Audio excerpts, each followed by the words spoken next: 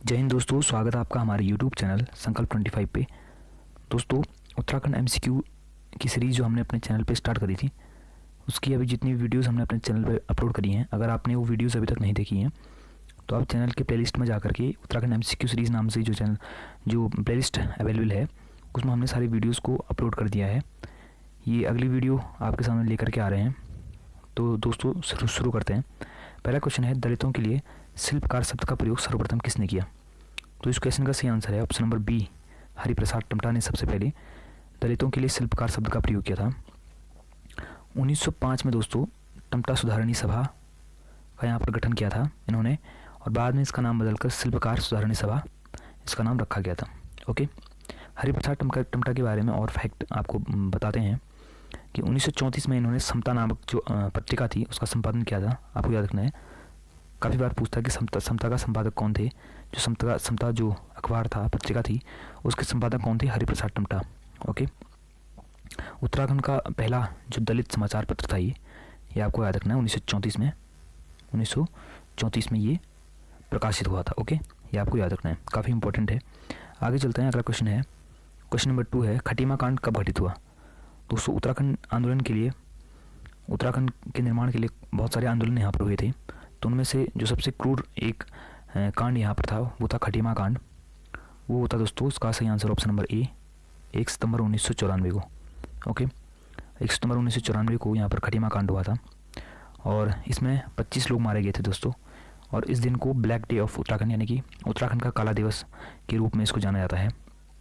और यहाँ पर 2 सितंबर 1994 जो डेट दी है, इसमें हुआ था मसूरी कांड। ओके, काफ़ी इंपॉर्टेंट कांड है ये भी। उसके ठीक दूसरे दिन ये कांड हुआ था।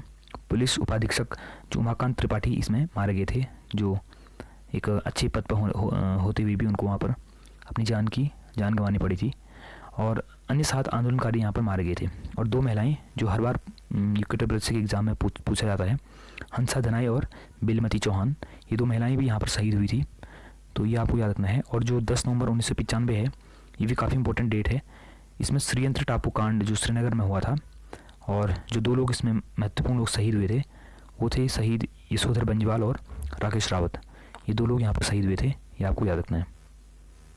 आगे चलते हैं, क्वेश्चन नंबर 3 है, केंद्रीय भूजल संरक्षण एवं प्रशिक्षण संस्थान कहाँ स्थित है? तो उस क्वेश्चन का सही answer option number D, Dehradun में। ओके, ये संस्थान आपको याद रखना है दोस्तों। देहरादून में बहुत सारे संस्थान हैं, जितने भी क्वेश्चन में आएंगे मैं आपको बताते जाऊँगा। आगे चलते हैं, क्वेश्चन नंबर 4 है कि शीतकालीन व ग्रीष्मकालीन प्रवास किस जनजाति में प्रचलित है? तो जो प्रवास है, शीतकालीन और ग्रीष्मकालीन प्रवास है, ये बेसिकली किस में प्रचलित है दोस्तों? ये है भोटिया जनजाति में, ये आपको याद रखना है। इनके शीतकालीन आवास को क्या कहते हैं दोस्तों? गुंडा या मुंसा कहते हैं। ओके, ये आपको पूछता ही हर बार, गुंडा या मुंसा। ओके, गुंडा या मुंसा कहते हैं। और ग्रीष्मकालीन आवास को मैत कहते हैं, ये आपको याद रखना है। और एक अन्य फैक्ट है भोटिया जनजाति के बारे में, भोटिया जनजाति को बृहद हिमालय का मूल निवासी भी माना जाता है। ओके, अगर पूछेगा आपको कि बृहद हिमालय के मूल निवासी के रूप में किस जनजाति को जाना जाता है, तो ऑप्शन सी होंगे, तो आपको भोटिया जनजाति उसमें टिक करना है। ओके, आगे चलते हैं, अगला क्वेश्चन है, क्वेश्चन नंबर 5 है, उत्तराखंड की सर्वाधिक जनसंख्या वाली जनजाति कौन से है? तो उत्तराखंड की जो सर्वाधिक जनसंख्या वाली जनजाति है वो है दोस्तों ऑप्शन नंबर ए, थारू।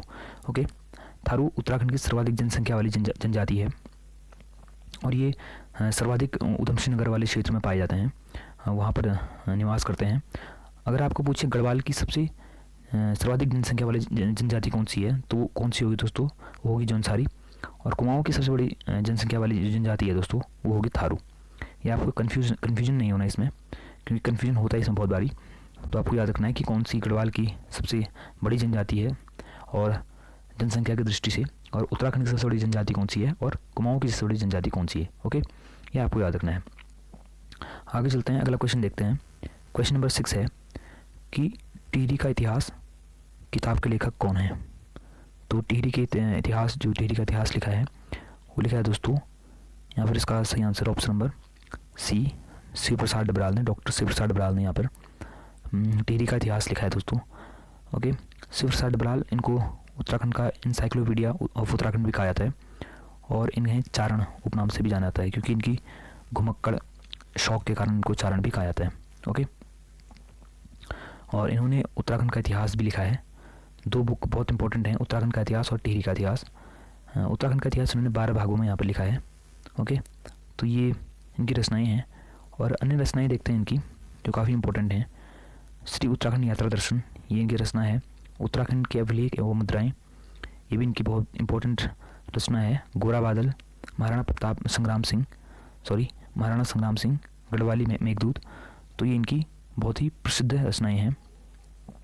और इनका जो घर है दोस्तों वो दुगड्डा में स्थित है, और इनके घर को उत्तराखंड विद्या भवन के नाम से जाना जाता है, जिसमें क्या है, पुस्तकालय और संग्रहालय है। ओके, और यहाँ पर हरिकृष्ण रतूड़ी जो ऑप्शन दिया है, उन ऑप्शन में जो हरिकृष्ण रतूड़ी है, इन्होंने गढ़वाल का इतिहास लिखा है। 1928 में इन्होंने गढ़वाल का इतिहास नामक पुस्तक का विमोचन किया था। और जो BD पांडे हैं, बद्रीदत्त पांडे, इन्होंने कुमाऊं का इतिहास लिखा था 1937 में, ये आपको याद रखना है। ओके, और जो यशवंत सिंह कटौज हैं, इन्होंने उत्तराखंड का नवीन इतिहास नामक पुस्तक मुख्य पुस्तक लिखी है। ओके, सारी जितनी भी इंफॉर्मेशन है काफ़ी इंपॉर्टेंट है। आगे चलते हैं। क्वेश्चन नंबर 7 है, भारतीय पशु चिकित्सा एवं अनुसंधान संस्थान कहाँ स्थित है? तो ये क्वेश्चन से बहुत बार रिपीटेड क्वेश्चन है UKTEL प्लस C का। क्वेश्चन नंबर 7 का सही answer option number C, Mukteshwar में। इसको IVRI भी कहते हैं। Okay, Indian veterinary research institute इसको जाना जाता है। इसकी स्थापना हुई थी दोस्तों 1889 में। ओके, 1889 में UP बरेली में इसकी स्थापना हुई थी, और उत्तराखंड में इसको शिफ्ट किया गया था 1893 में। ओके, तो 1893 इसकी जो उत्तराखंड में स्थापना की डेट पूछता है। ओके, और इसका एक उपनाम है भारत में पशु चिकित्सा का मक्का इसको कहा जाता है। मक्का आपको पता होगा दोस्तों, मुसलमानों का एक बहुत ही पवित्र तीर्थ स्थल है सऊदी अरेबिया में। तो मक्का जहाँ मोहम्मद पैगंबर का जन्म हुआ था, तो ये आपको याद रखना है। तो भारत में पशु चिकित्सा का मक्का इसको जाना जाता है। इसकी स्थापना किसने करी थी? अल्फ्रेड लिंगार्ड ने इसकी स्थापना करी थी। और सबसे पहले उस टाइम पर इसका नाम था इंपीरियल बैक्टीरियोलॉजिकल लेबोरेटरी। ओके, 1925 में इसका नाम बदल करके क्या रखा गया, जो अभी भारतीय पशु चिकित्सा एवं अनुसंधान संस्थान, ये आपको याद रखना है। ओके, आगे चलते हैं। इस क्वेश्चन के बारे में जितनी भी जानकारी थी वो आपने मैंने बता दी है। किसी प्रकार से इस संस्थान से अगर कोई क्वेश्चन पूछता है तो आप लोग इजीली उसको कर लोगे। ओके, आगे चलते हैं। क्वेश्चन नंबर 8 है, उत्तराखंड में निम्न में से किस झील का आकार त्रिभुजाकार है? तो इस क्वेश्चन का सही आंसर है ऑप्शन नंबर D, सतोपंथ ताल। सतोपंथ ताल दोस्तों इस चमोली जनपद में स्थित है। इसका आकार कैसा है? त्रिभुजाकार। और आराम कुर्सी के समान भी इसका आकार माना जाता है। आराम कुर्सी, ओके, आराम कुर्सी के जैसा आकार भी इसका माना जाता है। यह दोस्तों अलकनंदा का उद्गम स्थल है, ये आपको याद रखना है। अलकनंदा जो गंगा की एक महत्वपूर्ण सहायक नदी है, उसका उद्गम स्थल भी सतोपंथ ग्लेशियर से माना जाता है। ओके, और यहाँ पर जो केदार ताल है दोस्तों उत्तरकाशी में स्थित है। और नौकुचिया ताल नैनीताल में 9 कोनों वाली ताल है। ओके, और कुमाऊं की सबसे गहरी ताल भी नौकुचिया ताल को माना जाता है। ओके, मानसखंड में नौकुचिया ताल को क्या कहते हैं दोस्तों? सनत कुमार सरोवर कहते हैं। और नैनीताल तो आपको पता है आँख की तरह इसकी आकृति है, या आम की तरह या नाशपाती की तरह भी इसकी आकृति मानी जाती है। ओके, ये फैक्ट आपको याद रखना है। सारे जितने भी ऑप्शंस हैं वो सभी रिलेटेड हैं उस क्वेश्चन से। आगे चलते हैं। क्वेश्चन नंबर 9 है। क्वेश्चन नंबर 9, उत्तराखंड का पहला मेगा फूड पार्क कहाँ स्थित है? तो इस क्वेश्चन का सही आंसर है ऑप्शन नंबर D, हरिद्वार में। ओके, अगला क्वेश्चन देखते हैं कि महिलाओं द्वारा मनाया जाने वाला आठू उत्सव में किसकी पूजा की जाती है?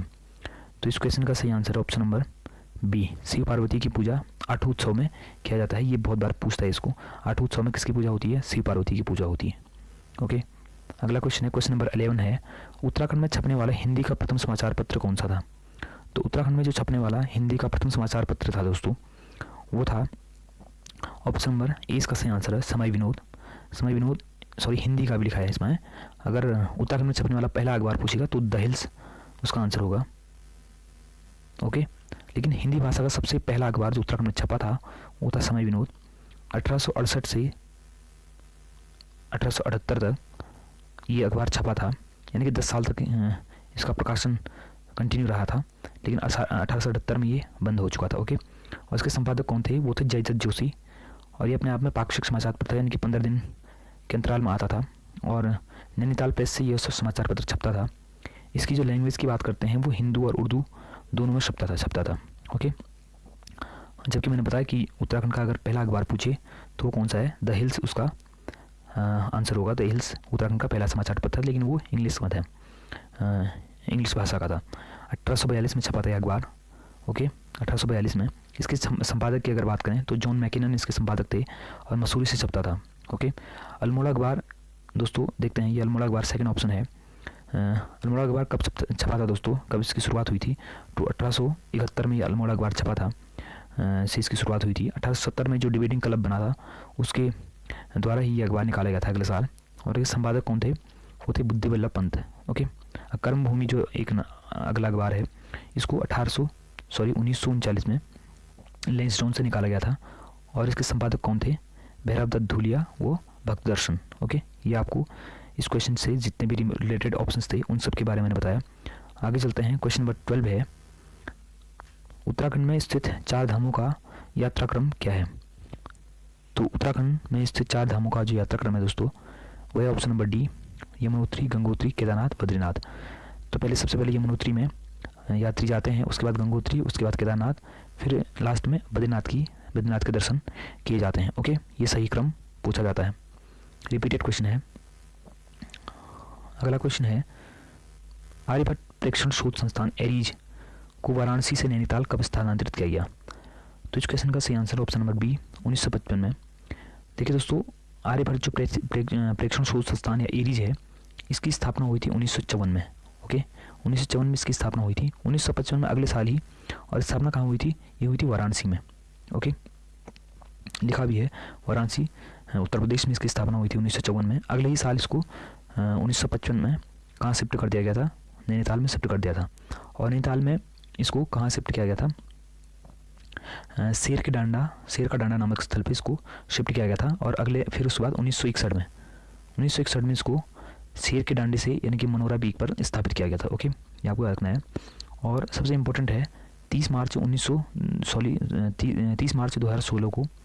2016 को यहाँ एशिया की सबसे बड़ी ऑप्टिकल दूरबीन स्थापित की गई थी। ओके, जो बेल्जियम की सहायता से यहाँ पर लगाया गया था। तो ये इन्फॉर्मेशन थी इस क्वेश्चन के बारे में, एरीज के बारे में, जो काफ़ी इंपॉर्टेंट है। ओके, आगे चलते हैं। क्वेश्चन नंबर 14 है, उत्तराखंड में पौड़ी जिले के कोटद्वार का नाम बदलकर क्या रखा गया? तो कोटद्वार का नाम बदलकर क्या रखा गया दोस्तों? इस क्वेश्चन का सही आंसर ऑप्शन नंबर डी, कणव नगरी इसका नाम रखा गया था। ओके, कोटद्वार का प्राचीन नाम की अगर बात करें तो वो क्या था दोस्तों? मोरध्वज इसका प्राचीन नाम था। ओके, और कोटद्वार के बारे में देखते हैं और फैक्ट। कोटद्वार को गढ़वाल का प्रवेश द्वार भी कहते हैं और ये खो नदी के किनारे स्थित है। और यह यहाँ क्या था दोस्तों? एक मोरध्वज का प्राचीन किला भी स्थित है। ओके, और यहाँ पर जो मुख्य पर्यटक स्थल या कि धार्मिक स्थल आप लोग कह सकते हैं, तो पीर बाबा वो सिद्ध बली, 2 सिद्धों की नगरी इसको कहा जाता है, पीर बाबा और सिद्ध बली। ओके, ये आपको याद रखना है। अगला क्वेश्चन देखते हैं। क्वेश्चन नंबर 15 है, तराई रुद्रपुर का इतिहास और विकास पुस्तक के लेखक कौन है? तो इस क्वेश्चन का सही आंसर है ऑप्शन नंबर सी, प्रेम स्वरूप सकलानी। ओके, तराई रुद्रपुर का इतिहास और विकास। आगे चलते हैं। क्वेश्चन नंबर 16 है, खुमरी नामक जनजाति राजनीतिक संस्था किस जनजाति में पाई जाती है? खुमरी नामक जो राजनीतिक संस्था है वो किस जनजाति में पाई जाती है? तो इस क्वेश्चन का सही answer option number C, Jaunsari जाति में ये वो पाई जाती है। जौनसारी जनजाति में ये खुमरी नामक राजनीतिक संस्था पाई जाती है। गढ़वाल क्षेत्र की सबसे सर्वाधिक जनसंख्या वाली जनजाति भी इसी को माना जाता है, मैंने पहले बताया था। ओके, चलते हैं अगले क्वेश्चन पे। अगला क्वेश्चन है, क्वेश्चन नंबर 17 है, उत्तराखंड की अंतिम नदी किसे माना जाता है? तो उत्तराखंड की जो अंतिम नदी माना जाता है दोस्तों, वो माना जाता है लदिया नदी को, जो कहाँ बहती है? जो किसकी सहायक नदी है? जो काली नदी की सहायक नदी है। गजार नामक स्थान से ये नदी निकलती है, गजार पट्टी से ये नदी निकलती है और चूका नामक स्थान पर ये किसमें मिलती है? काली नदी में मिलती है। तो इसलिए इसको उत्तराखंड की अंतिम नदी माना जाता है। ओके, आगे चलते हैं। क्वेश्चन नंबर 18 है। क्वेश्चन नंबर 18 है आपके सामने, हरिद्वार स्थित हर की पैड़ी का जीर्णोद्धार किसने कराया था? तो जो हरिद्वार स्थित जो हर की पैड़ी है उसका जीर्णोद्धार कराया था, वो कराया था मान सिंह ने। मान सिंह दोस्तों अकबर के सेनापति थे, तो उन्होंने हर की पैड़ी का जीर्णोद्धार कराया था, क्योंकि कहा जाता है कि अकबर के जो किचन में यानी कि रसोई में जो जल इस्तेमाल होता था वो हमेशा गंगा जल ही इस्तेमाल होता था। ओके, राजा विक्रमादित्य ने अपने भाई भर्तृहरि की स्मृति में इस हर की पैड़ी का निर्माण किया था और ब्रह्मकुंड के नाम से भी इसको जाना जाता है। ओके, इस स्थान पर अमृत कलश की बूंदें छलकी थी, इसलिए इसे अमृत कुंड भी कहा जाता है। ओके, तो किसने बनाया था ये बनाया था विक्रमादित्य ने अपने भाई भर्तृहरि के याद में, ओके, स्मृति में, इसलिए इसको हर की पेड़ी, आपको उससे रिलेट कर सकते हैं आप, भर्तृहरि और हरि की पेड़ी, तो उसी से आपको याद रखना है। ओके, आगे चलते हैं। क्वेश्चन नंबर 19 है, उत्तराखंड के किस मंदिर में 6 मीटर ऊंचा एक त्रिशूल स्थापित है?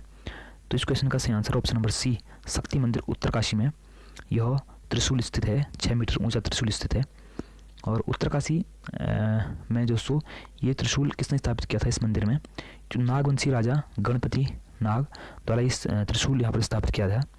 और ये जो मंदिर है दोस्तों, ये विश्वनाथ मंदिर जो उत्तरकाशी का सबसे फेमस मंदिर है, विश्वनाथ मंदिर के ठीक समीप है ये मंदिर। और इस मंदिर में मौखरी वंश का 576 ईस्वी का अभिलेख प्राप्त हुआ है। ओके, 576 ईस्वी का अभिलेख प्राप्त हुआ है, किस वंश का? मौखरी वंश का, ये आपको याद रखना है। आगे चलते हैं। आज का अंतिम क्वेश्चन है आपके सामने, 20 क्वेश्चंस इस सीरीज में हमने इस वीडियो में हमने लाए थे आपके सामने। तो अंतिम क्वेश्चन है, रेणुका मंदिर किस जनपद में स्थित है? तो जो रेणुका मंदिर है दोस्तों वो है उत्तरकाशी जनपद में। तो दोस्तों ये 20 क्वेश्चंस उम्मीद है आपको पसंद आए होंगे और काफ़ी इंपॉर्टेंट थे। UKSSC ओरिएंटेड क्वेश्चंस हैं ये सारे क्वेश्चंस। इनमें से बहुत सारे क्वेश्चंस रिपीटेड क्वेश्चंस हैं जो UKSSC ने अपने प्रीवियस ईयर एग्जाम्स में पूछे हैं, और बहुत सारे क्वेश्चंस ऐसे हैं जिनकी पूछे जाने की संभावना बहुत अधिक रहती है एग्ज़ाम्स में।